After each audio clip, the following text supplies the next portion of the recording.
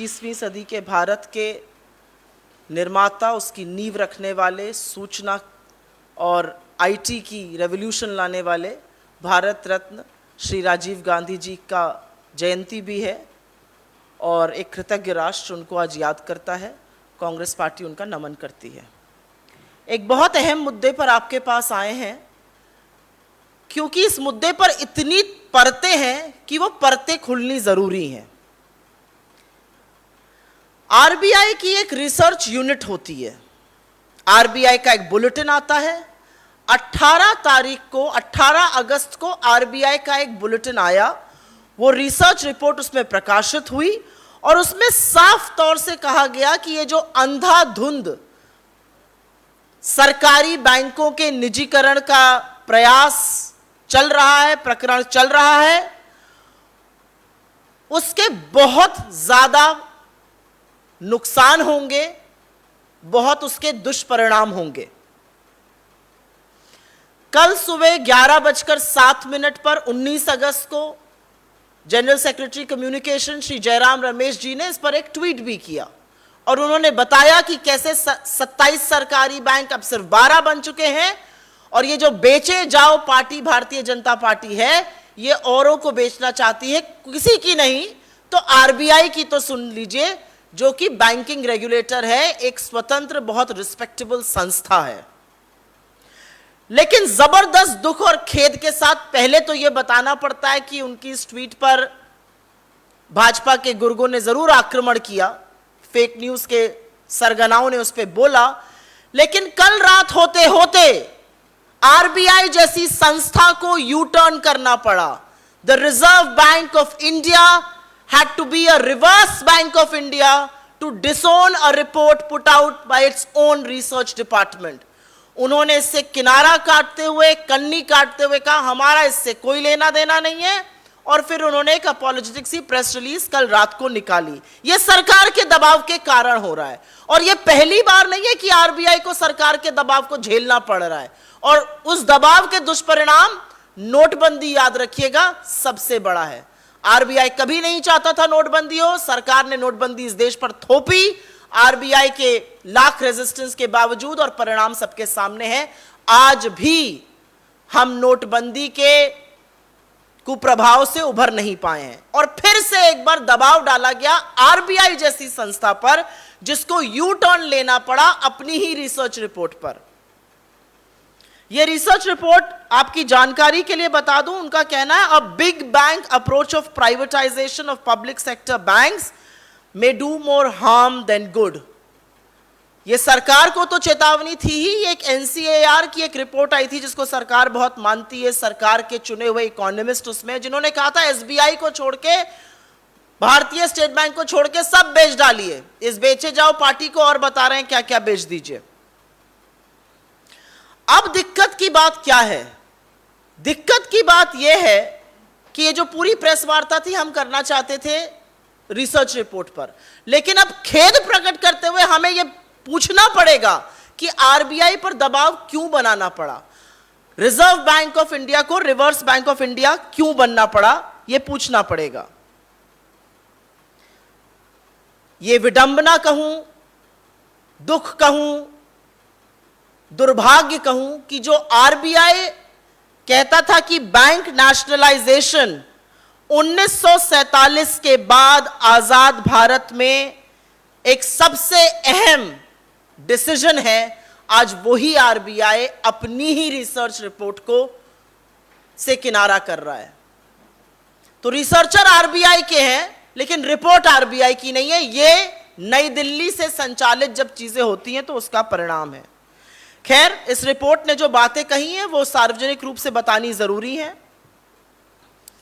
जैसा कि मैंने पहले ही कहा कि 27 सरकारी बैंक घटकर 12 हो चुके हैं और उसका परिणाम देश भुगतेगा। सरकारी बैंकों का क्या काम है? यह रिपोर्ट बिल्कुल साफ तौर से कहती है कि इफेक्टिवनेस, एफिकेसी, एफिशिएंसी के तौर पर अगर आपको सरकारी बैंकों को आंकना है तो आपको यह देखना पड़ेगा कि सरकारी बैंक सिर्फ लाभ कमाने के लिए नहीं है, वो एजेंट्स ऑफ चेंज हैं, एजेंट्स ऑफ ग्रोथ हैं, एजेंट्स ऑफ डेवलपमेंट हैं। पंक्ति में खड़े अंतिम व्यक्ति तक बैंकिंग पहुंचाने का काम सरकारी बैंकों ने किया है। प्रायोरिटी सेक्टर लेंडिंग, जहां से प्राइवेट बैंक किनारा करते हैं, दूर भागते हैं, वो सरकारी बैंकों ने किया है। खेतीहर, मजदूर, किसानों, सबको ऋण पहुंचाने का काम सरकारी बैंकों ने किया है। इंफ्रास्ट्रक्चर लेंडिंग का काम सरकारी बैंक करते हैं। और उसके बाद अगर सरकारी बैंकों की भूमिका पर सवाल उठाया जाता है तो यह रिसर्च रिपोर्ट ही सच बता रही है, जो हम काफी टाइम से कह रहे हैं।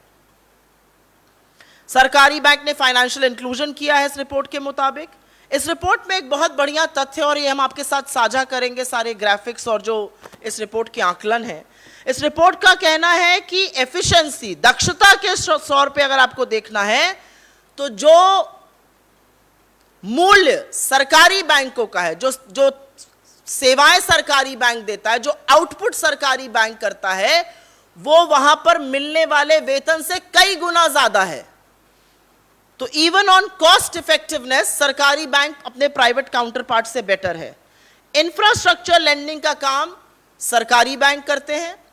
40% इंफ्रास्ट्रक्चर लेंडिंग का जो गोल होता है, जो प्रायोरिटी सेक्टर लेंडिंग का गोल होता है, प्राइवेट बैंकों को भी मीट करना पड़ता है।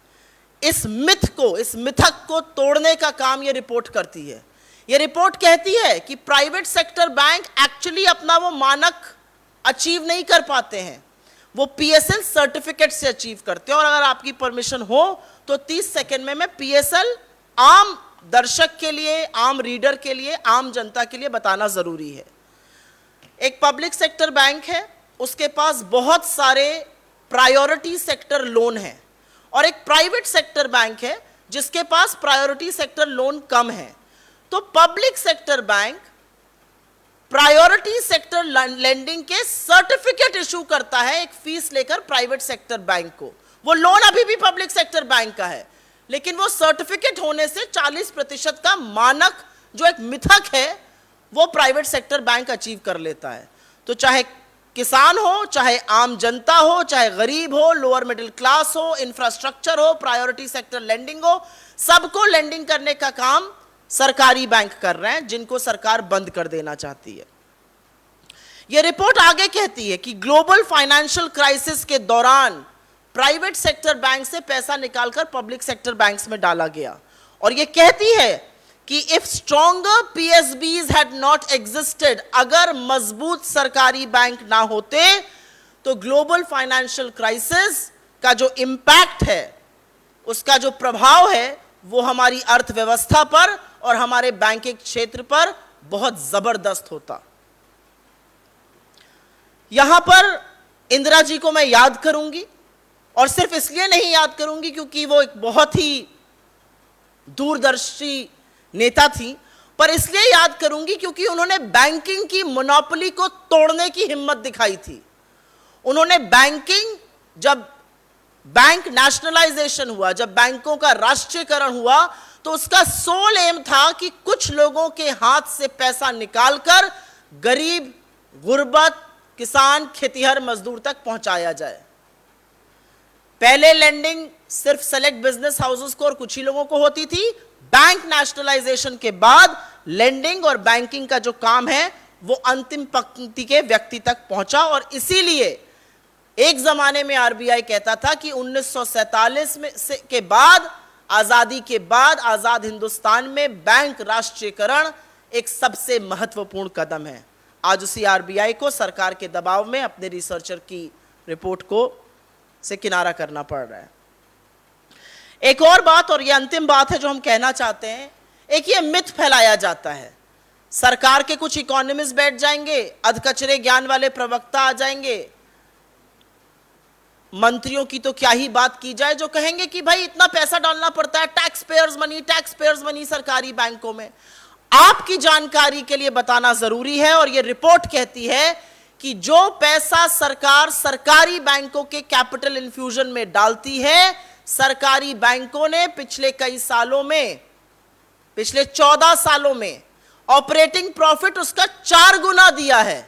तो जो टैक्स पेयर्स मनी के नाम से एक बबल फैलाया जाता है, उसको बर्स्ट करने का काम भी ये रिपोर्ट कर रही है कि ऑपरेटिंग प्रॉफिट जो होता है वो 4 गुना होता है सरकार ने जो पैसा डाला है उसके, तो tax payers money is actually being put to good use. लेकिन जो एनपीए राइट ऑफ किए जा रहे हैं और उसके बारे में जो एक मिथक फैलाया जाता है, वहां पर टैक्स पेयर्स मनी जा रहा है।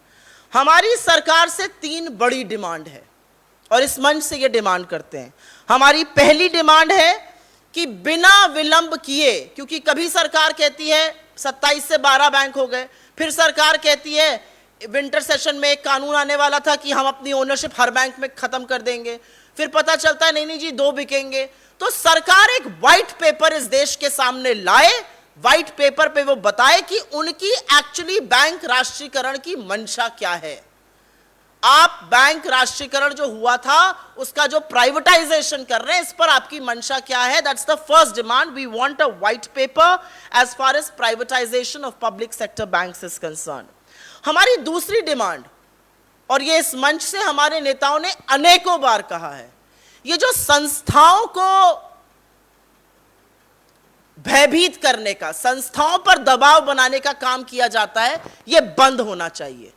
आरबीआई एक बहुत ही रिस्पेक्टेबल संस्था है, it is autonomous, it is independent, let it do it's job. आप आरबीआई के ऊपर दबाव क्यों बना रहे हैं कि 24 घंटे के अंदर आरबीआई को उस रिपोर्ट से किनारा करना पड़ा, उस रिपोर्ट को, अपनी ही रिसर्च डिपार्टमेंट की रिपोर्ट को डिसोन करना पड़ा? तो संस्थाओं पर दबाव बनाना बंद करिए, ये हमारी दूसरी डिमांड है। और हमारी तीसरी डिमांड ये है कि ये जो रेकलेस प्राइवेटाइजेशन की बात हो रही है, ये भी बेच डालो, वो भी बेच डालो, बनाया कुछ नहीं 8 सालों में। 70 सालों का जो हिसाब मांगते थे वो बेच वो ही रहे हैं जो 70 सालों में बना था। तो ये जो बेचे जाओ पार्टी है, थोड़ा ठहरे, थमे और सोचे कि इस रेकलेस प्राइवेटाइजेशन के परिणाम क्या होने वाले हैं, लोगों की नौकरियों पर, लोगों की आय पर, सरकारी संस्थाओं पर इसके क्या परिणाम होने वाले हैं, सोचे और उसके बाद उस पर भी एक व्हाइट पेपर प्रस्तुत करें।